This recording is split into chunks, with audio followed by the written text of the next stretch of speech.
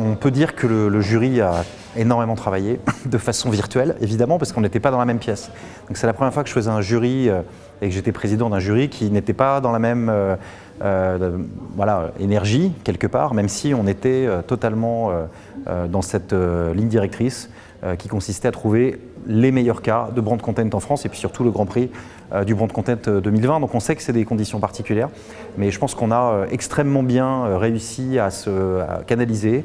On a été très efficace et je retiens vraiment de ce jury une grande cohésion finalement. C'est un palmarès qui fait sens. Voilà. Donc je pense que cette logique du sens, cette logique de raconter quelque chose de l'industrie de la communication en France cette année en 2020, je pense qu'on y est arrivé et le Grand Prix en est l'illustration. En France, on a eu ce prix qui, de manière très innovante, avec un vrai côté précurseur, eh bien, s'est mis au diapason et au niveau de la création mondiale et de ce mouvement de l'industrie qui est la création de contenu pour les marques. Donc tout simplement, c'est le premier Grand Prix existant. Hein, donc on a passé l'année dernière les 10 ans. Je pense qu'on a encore 10 ans devant nous d'extraordinaire pour découvrir comment, quelque part, eh bien, la communication alternative qu'est le brand content va pouvoir continuer à s'exprimer et va continuer à s'exprimer justement en trouvant de nouvelles formes, en se mixant avec la data, en se mixant avec toujours plus de digital.